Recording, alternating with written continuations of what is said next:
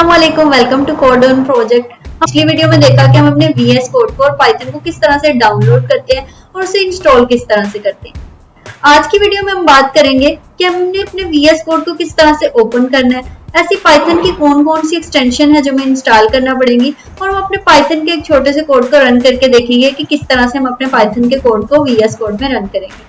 तो चलिए चलते हैं हम अपनी कंप्यूटर स्क्रीन पर और देखते हैं कि कौन सी एक्सटेंशन है जो हमें इंस्टॉल करनी है, हम अपने वीएस कोड को किस तरह से ओपन करना है और पाइथन के कोड को रन करते हैं।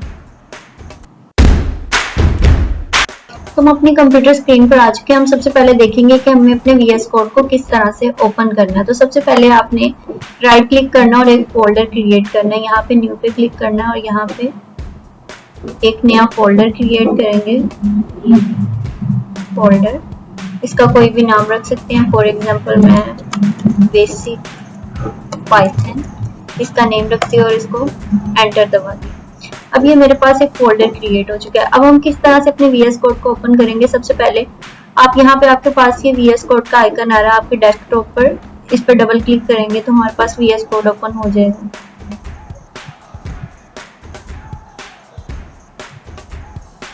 ये मेरे पास वीएस कोड ओपन हो चुका है।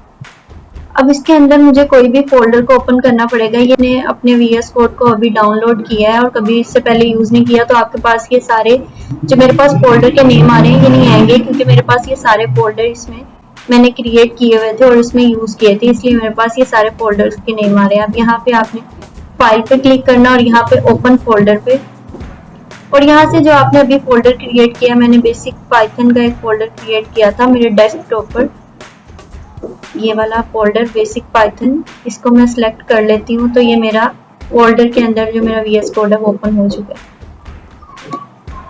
अब हमारा दूसरा मेथड क्या है इसको ओपन करने का। इसके फोल्डर के ऊपर जाके आपने राइट क्लिक करना और यहाँ पे ओपन विद कोड आ जाएगा, इस पे क्लिक करेंगे और ये मेरे पास फोल्डर में वीएस कोड ओपन हो चुका है।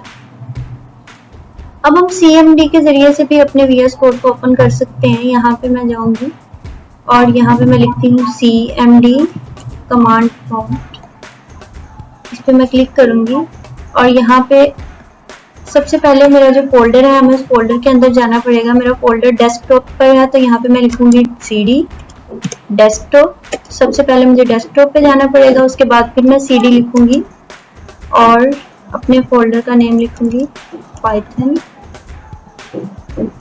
बेसिक पाइथन है फोल्डर का नेम, तो मैं यहाँ पे लिखूंगी बेसिक अंडरस्कोर पाइथन और इसको मैं एंटर कर दूंगी। अब मैं बेसिक पाइथन के अंदर आ चुकी हूँ अपने फोल्डर के अंदर। अब यहाँ पे मैंने कोड अपना ओपन करना, तो यहाँ पे मैं लिखूंगी CODE कोड डॉट लिख के इसको एंटर दबाऊंगी तो मेरे पास ये वीएस कोड ओपन हो चुका है। तो ये हमारे पास मेथड्स थे कि किस तरह से हम अपने वीएस कोड को ओपन कर सकते हैं। अब हम बात करते हैं कि पाइथन को रन करने के लिए उसकी ऐसी कौन सी एक्सटेंशंस हैं जो हमें इंस्टॉल करनी चाहिए। तो सबसे पहले एक्सटेंशन इंस्टॉल करने के लिए यहाँ पे एक्सटेंशंस पे क्लिक करना है आपने। Ctrl+Shift+X के साथ भी आ जाती है, इसकी शॉर्टकट की है पाइथन की एक्सटेंशन जो है ये पाइथन, इसको मैं इंस्टॉल करूंगी। तो इसमें क्या है कि अगर हम अपने कोड को लिखते हैं तो इसमें हमें सजेशंस आ रही होती हैं। जो भी हम कोड लिख रहे होंगे उसके साथ साथ हमें सजेशन आएंगे और हमारे कोड की रीडेबिलिटी को बढ़ा देता है और हमें साथ साथ सजेशन मिलती रहती है और हम अपने कोड को इजीली लिख सकते हैं।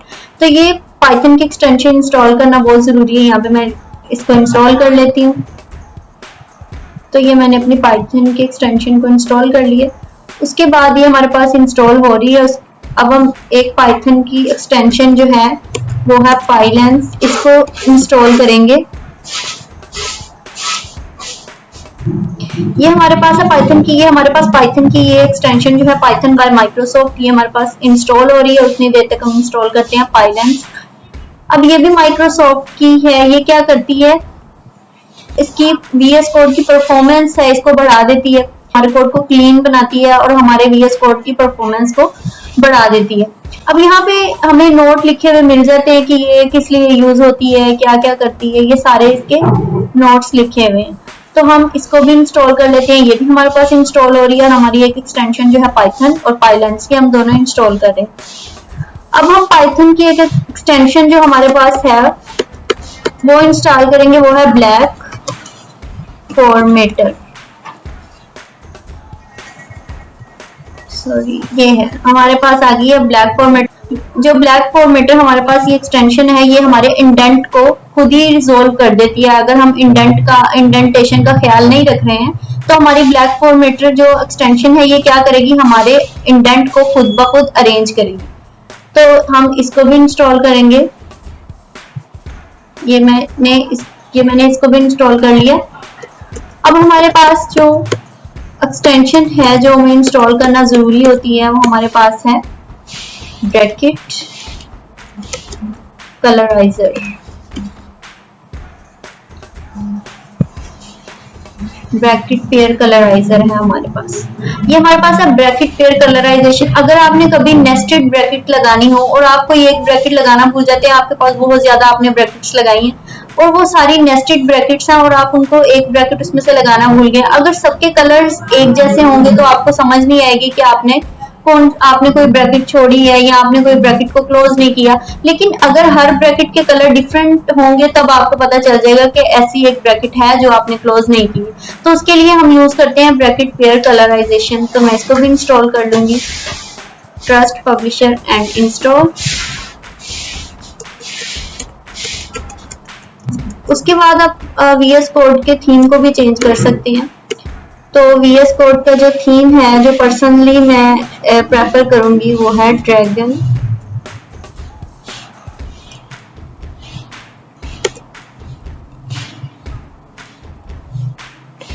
ये हमारे पास है ड्रैगन कलर थीम। तो मैं इसको इंस्टॉल कर लेती हूँ। इससे हमारे VS कोड का जो थीम है वो हम चेंज कर सकते हैं, डार्क कर सकते हैं। आप कोई भी थीम इसमें से यूज कर सकते हैं। यहाँ पे हमारे पास आ गया तो मैं इसको कर देती हूँ डार्क मोड। तो मेरे पास अब VS कोड का जो थीम है वो चेंज हो चुका है।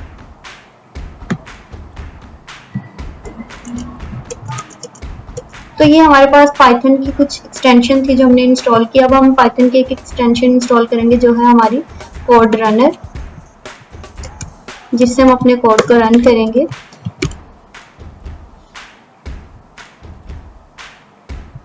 तो ये मेरे पास है कोड रनर, जिससे हम अपनी C लैंग्वेज, C++, जावा, JS, PHP, पाइथन, इन सब लैंग्वेजेस को यूज करेंगे इसके जरिए उसको रन करेंगे। तो मैं इसको भी इंस्टॉल कर लेती हूँ।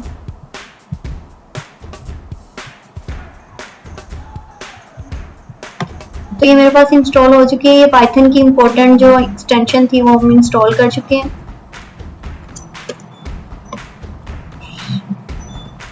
अब हम सारी इंपॉर्टेंट एक्सटेंशन इंस्टॉल कर चुके हैं। हम अपना पाइथन का एक कोड रन करके देखते हैं। मैं यहाँ पे एक न्यू फाइल क्रिएट करूंगी। यहाँ पे मैं इसका नाम लिखती हूँ python.py। अब .py जो है ये पाइथन की एक्सटेंशन है। .py लगाएंगे तभी हमारे VS कोड को पता चलेगा कि हम पाइथन की फाइल रन करने वाले हैं और हम अपने इसमें पाइथन का कोड लिखेंगे। तो मैं इधर लिखती हूँ प्रिंट और इसके अंदर मैं एक स्ट्रिंग देती हूँ इसमें। ये मैं जस्ट इसको टेस्ट करके देख रही हूँ कि मेरा पाइथन का कोड क्या रन होगा या नहीं होगा। मैं इसको कंट्रोल-S से सेव करूंगी और इसको मैंने रन किया तो अभी मेरे पास आउटपुट आ गया विस्मा, मतलब मेरा जो पाइथन का कोड है वो सक्सेसफुली रन हो चुका है। तो ये पाइथन की कुछ एक्सटेंशन थी जो हमें इंस्टॉल करना थी और हमने अपना पाइथन का कोड भी रन किया कि किस तरह से हम अपने पाइथन के कोड को रन करते हैं। आज की वीडियो में हमने देखा कि हम किस तरह से अपने पाइथन के एक्सटेंशन को इंस्टॉल करते हैं, अपने VS कोड को किस तरह से ओपन करते हैं और हमने एक छोटा सा पाइथन का कोड लिखा। हमें पता चला कि हम अपने VS कोड में पाइथन को किस तरह से रन करते हैं। तो अगर आपको वीडियो अच्छी लगे तो लाइक करें, सब्सक्राइब करें और बेल आइकन को प्रेस करें ताकि नई आने वाली वीडियोस की नोटिफिकेशन आपको मिल सके। तो मिलते हैं हम अपनी नई वीडियो के साथ, नए कॉन्सेप्ट के साथ। तब तक के लिए अल्लाह हाफिज।